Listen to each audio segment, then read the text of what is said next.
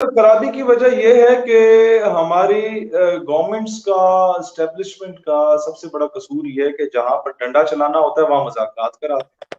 For example colonel Joseph का मामला, Raymond Davis का मामला, अभिनंदन का मामला।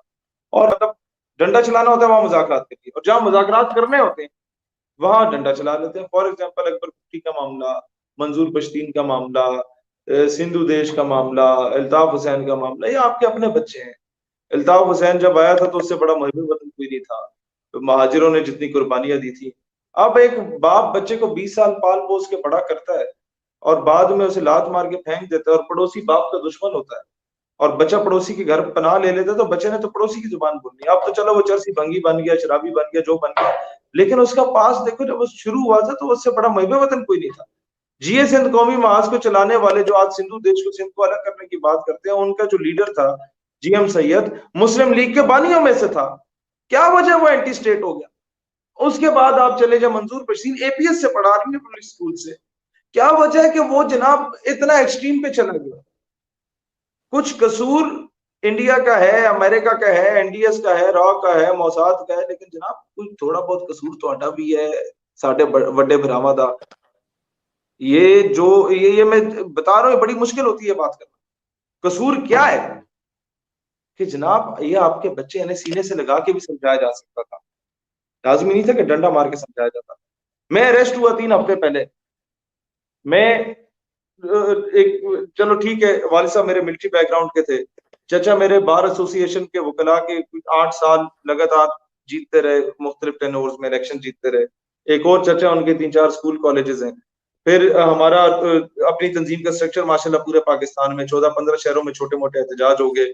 ट्विटर पे 1.5-2 लाख लोगों ने ट्वीट कर दी। तो इस तरह मतलब वो मामला हाइप क्रिएट किए रखा, 2-4 एंकर पर्सन ने, 1-2 सियासतदानों ने भी मजम्मत कर दी। उसके बावजूद मेरी बेल उसी दिन हो जानी थी, वो बेल नहीं हुई, क्योंकि मैं अभी रैंक का नाम नहीं लूंगा, लेकिन पुलिस के मुख्तलिफ लोग आई नहीं, कोई रिकॉर्ड नहीं लेके आ रहा, कोई पेश नहीं हो रहा, और बेल अगले दिन भी डिले होगी, दूसरे दिन भी डिले होगी। 3 दिन मुझे वहां थाने और वो उसमें जेल में रहने के बाद मेरी बेल मंजूर हुई। अब इतना सब कुछ बैकग्राउंड होने के बावजूद भी हो रहा है। जब आप देखें एक आम आदमी, जो मेरा सोच, मेरा नजरिया, पाकिस्तान से प्यार करने करने वाला आदमी, उसके सीने पर पाकिस्तानी परचम लगाओ, उसको जब ये उठा के लेके जाए, लेकिन इतना स्ट्रॉन्ग बैकग्राउंड उसका ना हो, उसको तो 6-7 महीने ये जेल से निकलने ना दे, उसको तो ये लितर पोला शुरू कर दे। वो जब निकलेगा, क्या वो पाकिस्तान का परचम लगाएगा सीने पे? वो कहेगा मैंने पाकिस्तान के लिए इतनी कुर्बानियां दी, मुझे ये सिला मिला हुकूमत की जानब से। तो एंटी स्टेट कोई नहीं होता, एंटी स्टेट बनाया जाता है गलत रवैयों की वजह से। आप, एक बंदा आपसे कहे जी मैंने 1000 रुपए दो, आप 1000 रुपए यूं मुंह पे उसके मारे, और मुझसे मांगे 1000 रुपए, मैं बोलूं यार 1000 रुपए ये 100 रुपया, और मैं बड़े अदब से दूं, तो मेरा 100 रुपया बड़ा मैंने रखता है, आपका 1000 रुपया मैंने नहीं रखता। हाफिज साहब नजरिए मार देते हैं।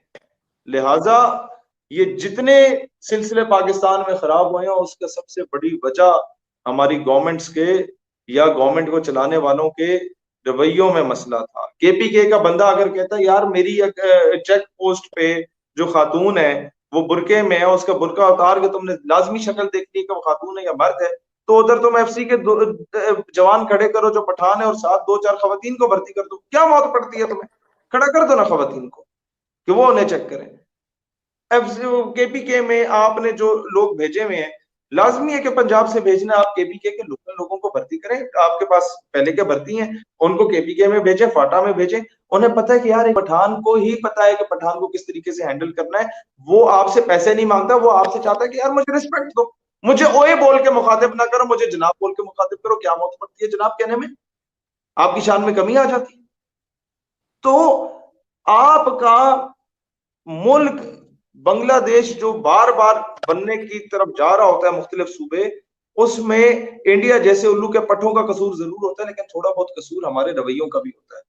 तो we need to correct this sort of रवैयास, और उसके लिए हमारा होमवर्क कंप्लीट है। क्योंकि बलूचिस्तान में जब 8-10 साल के बाद दोबारा वो अमन आया और कौमी परचम लहराया गया 2015 में, तो उसको लीड करने वाला भी मैं था उस वक्त मेरी उम्र 21 साल थी।